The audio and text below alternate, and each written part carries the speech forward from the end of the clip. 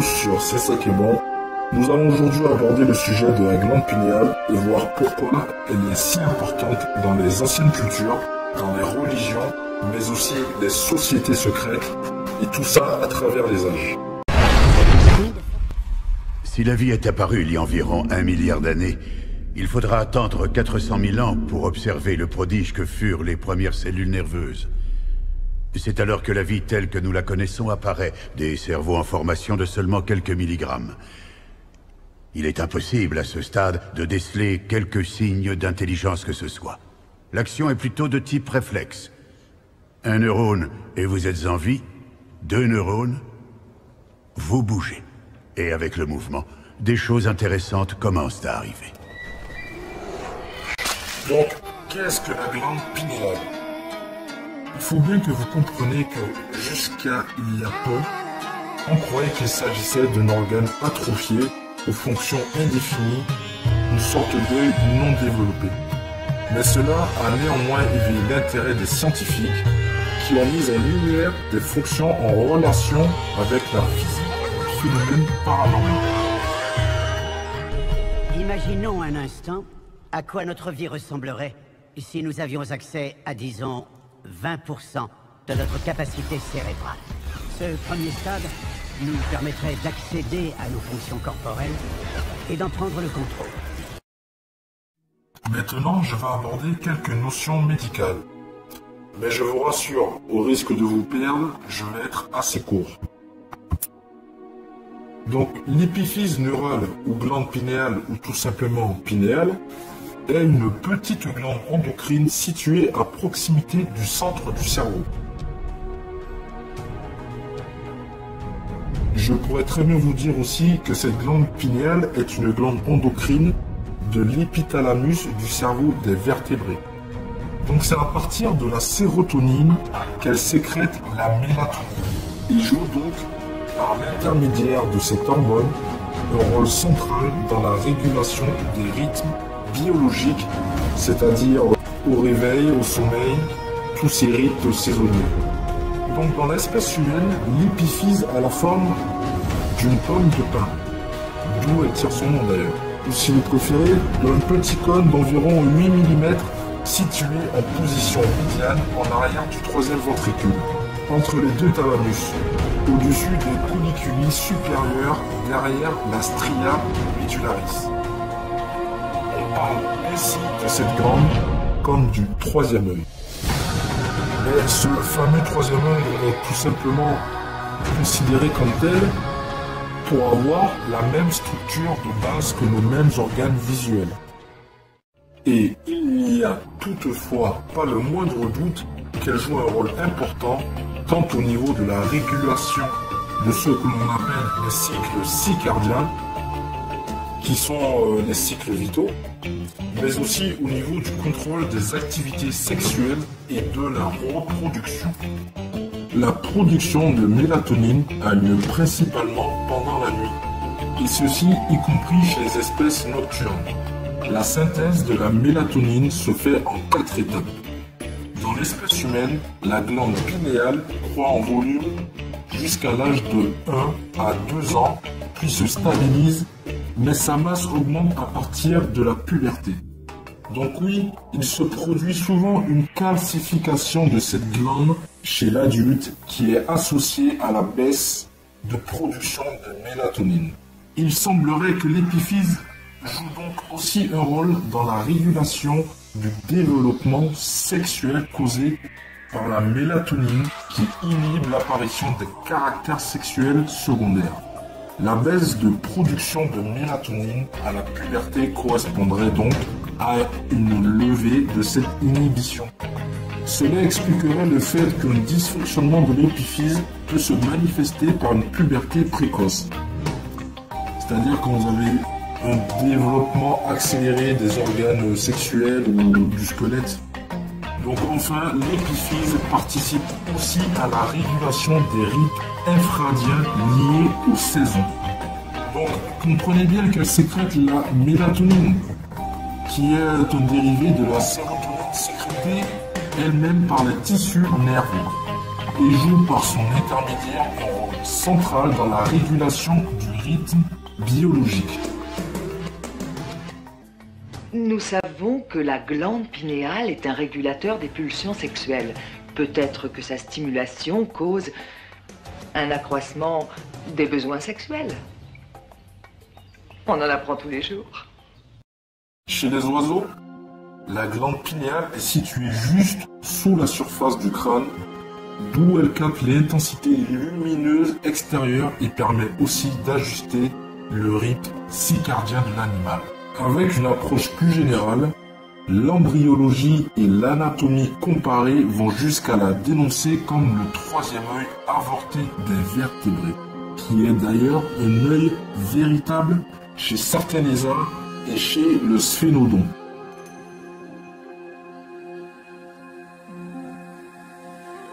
La vie animale sur Terre remonte à plusieurs millions d'années. Et pourtant, la plupart des espèces n'utilisent que 3 à 5% de leur capacité cérébrale. Mais ce n'est que lorsqu'on arrive à l'être humain, qui est au sommet de la chaîne animale, qu'on peut enfin voir les capacités du cerveau utilisées de façon plus importante.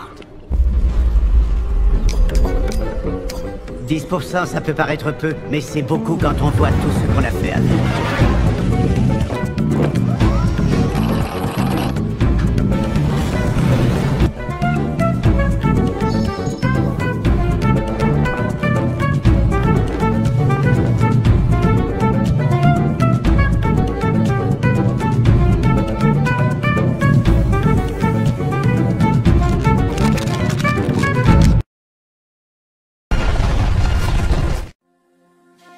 En sciences cosmiques, la glande pinéale représente le soleil dans l'homme. C'est comme une sorte de satellite ou d'étoile, mais moi je préfère dire une antenne spirituelle. Tout ce que vous voyez à l'extérieur de vous, au-dessus de vous, toutes les images viennent directement de cette antenne spirituelle, qui est la glande pinéale. Tout comme les corps célestes qui jouent le rôle de luminaires, tels que le soleil ou la lune, la glande pinéale est ce soleil au centre de l'homme. Imaginez-vous tout l'univers contracté à un point tel qu'il se retrouve à la taille de cette petite pomme de terre que chaque être humain possède dans son cerveau.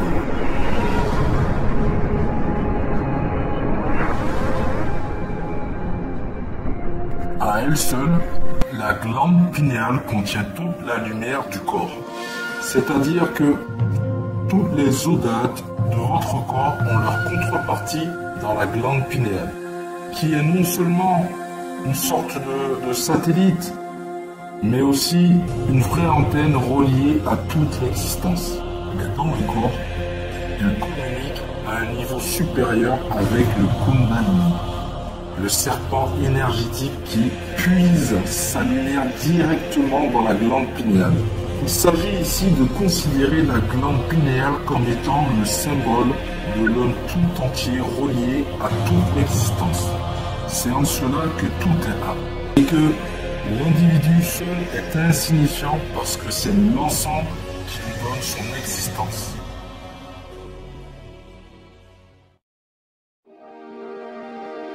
Selon une théorie, ces cristaux vibreraient en fonction des ondes électromagnétiques captées, ce qui expliquerait la régulation des cycles menstruels d'après les phases de la Lune ou la capacité d'orientation des hirondelles au cours de leur migration, puisqu'elles captent les champs électromagnétiques de la Terre. Chez l'être humain, elles seraient capables d'interagir avec d'autres zones du cerveau, comme par exemple le cortex cérébral, qui serait capable de déchiffrer de telles informations. Une telle interaction serait moins développée chez les autres animaux. Cette théorie prétend expliquer les phénomènes paranormaux tels que la clairvoyance, la télépathie, la médiumnité, la télékinésie et bien d'autres.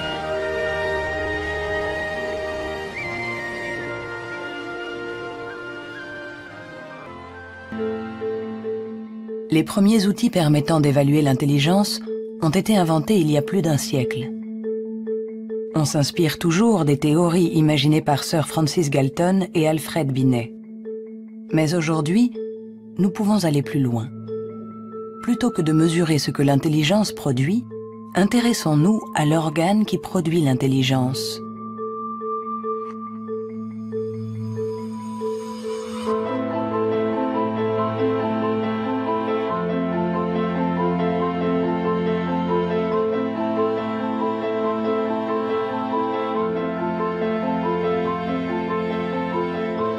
Le cerveau est fait de deux sortes de tissus, la matière blanche et la matière grise.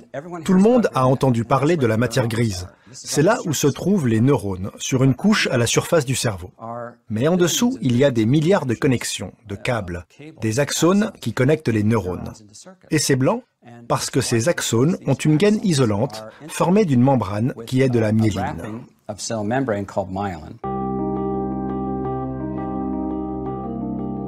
La myéline entoure les axones, permettant aux informations de circuler de manière rapide et efficace dans le cerveau.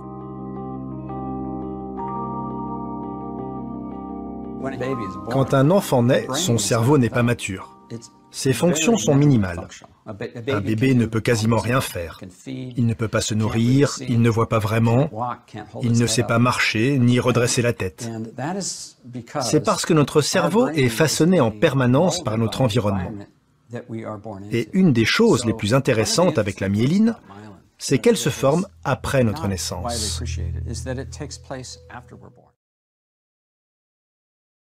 Pour des raisons qui restent un mystère pour moi, déverrouiller certaines portions de son cerveau, ce qui lui a ouvert un accès à des zones cérébrales inexplorées jusqu'ici. Elle a des capacités. Vous pouvez nous donner un exemple? Votre fille Gabrielle a été tuée dans un accident de voiture à 6 ans. Une voiture bleue, intérieur cuir. Un oiseau en plastique accroché au rétroviseur. Parlons maintenant d'un cas particulier. Le seul être vivant à utiliser sa matière grise mieux que nous, le dauphin. On estime que ce formidable animal utilise près de 20% de ce que son cerveau a comme potentiel. Ce pourcentage le dote, entre autres, d'un système d'écholocation considéré comme plus performant que n'importe quel sonar inventé par l'homme. Mais le dauphin n'a pas inventé le sonar, il l'a acquis naturellement. Et de là découle le point le plus crucial de la réflexion philosophique que nous avons aujourd'hui. Pouvons-nous en conclure que l'humain s'intéresse davantage au fait d'avoir qu'au fait d'être? Pour des êtres primitifs tels que nous, la vie semble n'avoir qu'un seul et unique but: gagner du temps. Et cette avancée dans le temps semble également être le seul véritable but de chaque cellule qui nous compose. Pour atteindre ce but, la masse des cellules qui font de nous des vers de terre ou des êtres humains n'a en réalité que deux solutions: être immortel ou se reproduire. Si son habitat est insuffisamment favorable ou nourricier,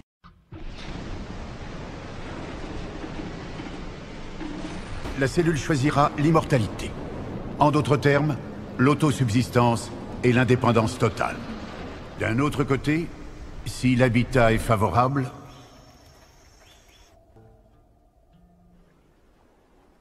elle choisira la reproduction. Dans ce cas, lorsqu'elle s'éteint, elle livre des connaissances et des informations essentielles à la cellule suivante, qui les livrera à la suivante, et ainsi de suite.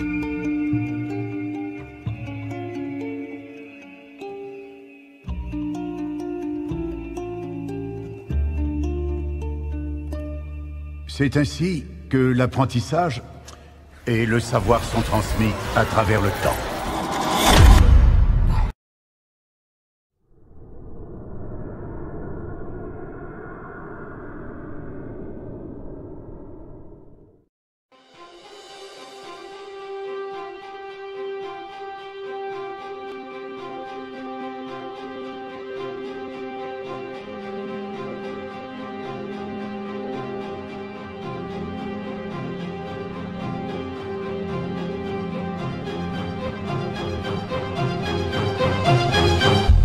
La glande pinéale est considérée par beaucoup comme la partie la plus importante de notre système nerveux. Donc cette glande agit comme un émetteur-récepteur spirituel, plus communément appelé le troisième œil, nous permettant ainsi d'atteindre des niveaux de conscience plus élevés. Les Égyptiens, Descartes, Pythagore, ou encore Platon, Allan Kardec, André Louise et bien d'autres la voyaient comme le siège de l'âme. Donc nous ne parlons pas ici d'au-delà, mais bien de l'univers dont l'être humain fait partie. Pas non plus de pouvoir surnaturel, mais bien de pouvoirs naturels qui sont les facultés extrasensorielles et spirituelles que tous les êtres humains possèdent. La plus célèbre de ces théories est sans doute celle du philosophe français René Descartes, qui désigna la glande pinéale comme le siège de l'âme.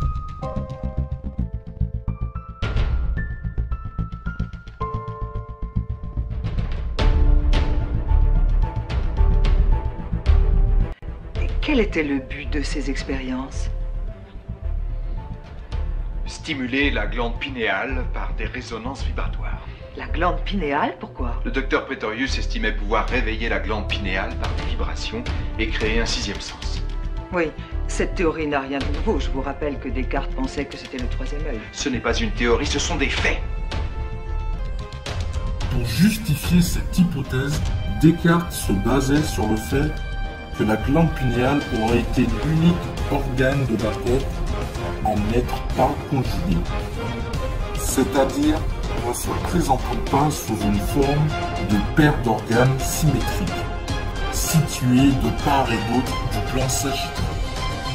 Par ailleurs, outre sa position centrale, la glande pinéale se trouve juste au-dessus de l'aqueduc de Sylvius, dont Descartes pensait qu'il guidait les esprits animaux qui faisaient naître des sensations dans l'âme en frappant la glande pinéale. Aujourd'hui, les études histologiques ont montré que la glande pinéale est bien un organe conjugué, mais les deux hémisphères qui la constituent sont presque fusionnés.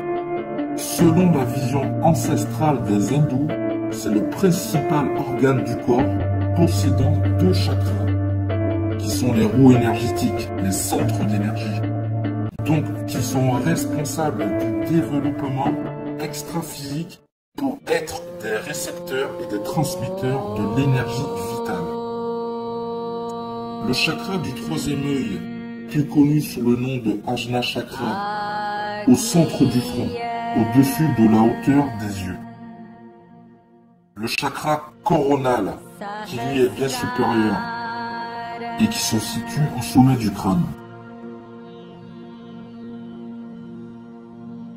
Regardons par exemple les taoïstes qui affirment que la glande pinéale est localisée dans le lieu de cristal, une zone à l'intérieur du cerveau qui contient la glande pituitaire qui représente l'hypophyse, l'hypothalamus, le thalamus et la glande pinéale qui représente l'épiphyse. Ils ont aussi la conviction que lorsque ces glandes fonctionnent à leur niveau optimal, les substances que celles-ci produisent, qui sont les hormones et les neurotransmetteurs, celles-ci soutiennent l'expansion de la conscience et permettent l'accès au monde parallèle, paradisiaque, qui existe au-delà de la réalité du plan physique. La glande pinéale est notre montre interne et biologique qui aide notre organisme à s'intégrer dans les rythmes naturels du milieu où il vit. C'est la glande pinéale qui nous dit quand il faut dormir. Même si nous ne lui obéissons pas, c'est comme un elle qui nous dit comment s'adapter aux modifications de saison, quand la puberté commence, etc., etc. Des aspects extérieurs comme la température et la lumière, ainsi que les messages internes comme les émotions et les états guident la glande pinéale pour qu'elle parvienne à adapter la biologie de l'organisme au milieu. C'est ainsi que l'état d'esprit, le sommeil, l'immunité, les rythmes saisonniers et la menstruation sont réglés. La glande pinéale règle aussi l'intégration de l'organisme dans les rythmes temporels par la sécrétion de sérotonine et de mélatonine et également par sa communication avec l'hypothalamus. La mélatonine suscite la cyclicité veille-sommeil, augmente l'habilité de nous rappeler de nos règles, maintient la libido, renforce le système immunitaire, améliore la qualité du sommeil, agit en tant qu'antioxydant et soutient les fonctions saisonnières. Les insomnies apparaissent d'habitude entre 2h et 4h du matin. C'est pendant la période de sécrétion de la mélatonine. Il faut savoir que la sécrétion réduite de sérotonine mène à l'apparition de dépression. Afin de survivre aux variations cycliques du milieu, les organismes sur la planète ont besoin de mécanismes non seulement pour détecter les modifications du milieu où ils vivent, mais aussi pour les anticiper. En absence d'une clé explicite provenant du milieu, les organismes ont besoin de signaux internes sur les changements qui apparaissent afin de pouvoir réaliser à temps des modifications adaptives au niveau de la biologie de l'organisme. La glande pinéale est le senseur extrêmement fin, spécialisé à détecter ces modifications et en mesure d'initier les réglages physiologiques nécessaires. Lorsque la glande pinéale fonctionne harmonieusement, cela confère à l'être l'état de bien-être, d'équilibre intérieur, la tendance vers la spiritualité et une attitude solaire. Par contre, lorsque cette glande endocrine ne fonctionne pas harmonieusement ou qu'elle est bloquée, apparaît l'attachement exacerbé envers le monde matériel et la peur de la mort.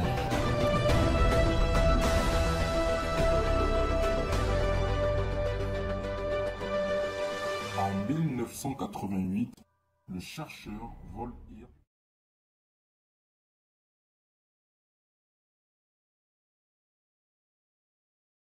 En 1988, le chercheur Vol Hirt a découvert que la glande pinéale était un organe sensoriel qui convertissait l'onde magnétique en neurochimie, capteur des ondes provenant de l'univers. Elle coordonne nos biorhythmes. C'est l'unique organe du corps qui soit lié à l'espace-temps ou la quatrième dimension. Les scientifiques ont constaté que, à l'image d'une antenne, la glande pinéale était capable de capter les radiations électromagnétiques de la Lune, les radiations électromagnétiques venues du Soleil et même d'éveiller la production de certaines substances neurotransmettrices qui stimulent l'activité physique et mentale. Et ce petit radar serait lié au phénomène que je vous parlais un peu plus tôt. La glande pinéale est capable de capter les champs électromagnétiques non seulement de cette dimension dans laquelle nous vivons, qui est la troisième, mais aussi de la quatrième dimension, et bien sûr des autres dimensions de l'univers. Donc, elle permet ainsi d'accéder aux champs spirituels et subtils. En d'autres termes, la glande pinéale serait capable de détecter les dimensions invisibles aux yeux ordinaires, qui sont donc la clairvoyance, qui est tout simplement un phénomène de voyance d'événements non encore advenus, la télépathie, qui est la communication au moyen de la pensée, qui fait référence à la médiumnité, et bien sûr, il y en a bien d'autres, avec bien d'autres qualités. Et bien sûr, la capacité d'entrer en contact avec d'autres dimensions.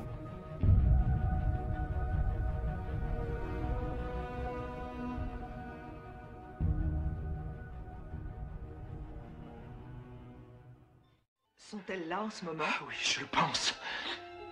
Seulement, on ne peut pas les voir sans résonateur et elles ne le peuvent pas non plus si elles ne sont pas soumises aux résonances vibratoires.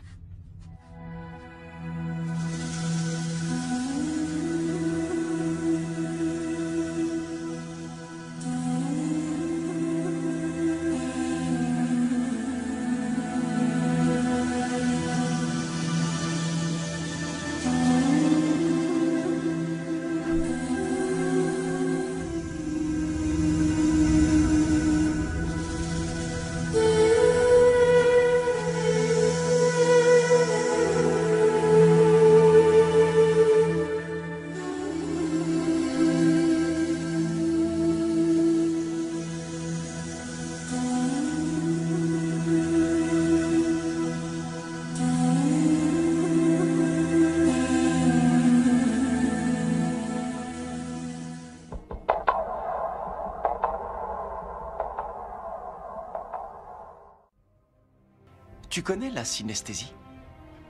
Il s'agit d'un phénomène neurologique par le biais duquel un ou plusieurs sens se retrouvent associés à des couleurs. Enfin bref, il s'avère qu'il y a une vraie science derrière tout ça. Tous mes sens sont en alerte. Et je peux exploiter toutes mes capacités cérébrales, n'est-ce pas? Donc, si j'arrive à trouver quelle partie de mon cerveau peut rendre un individu synesthète, je peux me servir du t-shirt qu'on a trouvé dans l'appart de Drake pour le retrouver.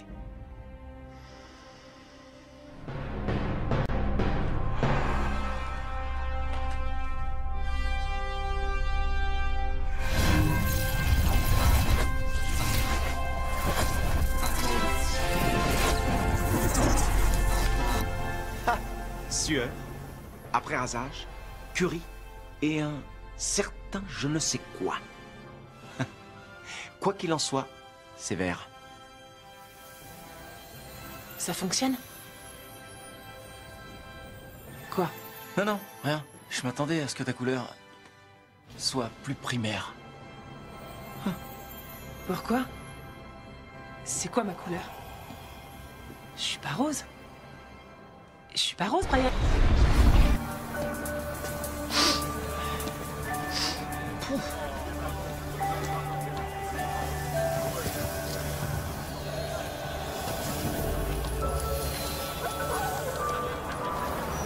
Ah oui?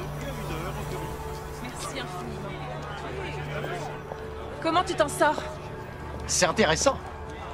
C'est totalement inutile comme technique d'investigation, mais c'est intéressant. Il y a plein d'odeurs partout dans le monde. Ouais. Ouais. Il habite là, dans cet hôtel. Donc, songez que ce serait notre cerveau qui produit la pensée, serait la même chose que croire que les acteurs vivent à l'intérieur de notre télévision. Aujourd'hui, le cerveau est comparé à un ordinateur. Le problème est qu'il n'existe aucun ordinateur qui produise son programme. Le programme est produit par un autre être, qui est le programmateur, et qui installe le programme dans l'ordinateur. Aussi, la pensée, l'imagination ne saurait naître à l'intérieur du cerveau. Cela ne peut venir que de l'extérieur et être installé dans le cerveau. C'est une question de logique formelle, de raisonnement informatique. John Pearose de l'Université d'Oxford affirme que l'être humain est un être biologique, psychologique et spirituel. D'après le théorème de Gödel, le système ne peut pas être capable d'exprimer une conscience de lui-même. Notre corps ne peut être autoconscient. La conscience doit donc être extérieure à celui-ci. De par une impossibilité mathématique, notre corps ne peut pas produire sa propre conscience. Dès lors, la conscience doit provenir de l'extérieur. Et l'extérieur, c'est l'univers. Chacun dispose d'une porte d'entrée à travers de l'hypothalamus, des hormones et des enzymes qui nous lient ici, et d'une porte de sortie qui est le cône qui va de la glande pinéale au lobe frontal. Nos cellules comportent des mitochondries à destination desquelles se rend l'oxygène que l'on respire. Les cristaux de la glande pinéale sont formés à partir de la mitochondrie. L'axe extrasensoriel et spirituel se fait par la connexion à l'univers de cet organe exceptionnel qu'est la glande pinéale. Il s'agit là ni plus ni moins que de mécanismes naturels qui fera passer l'humanité à l'ère spirituelle.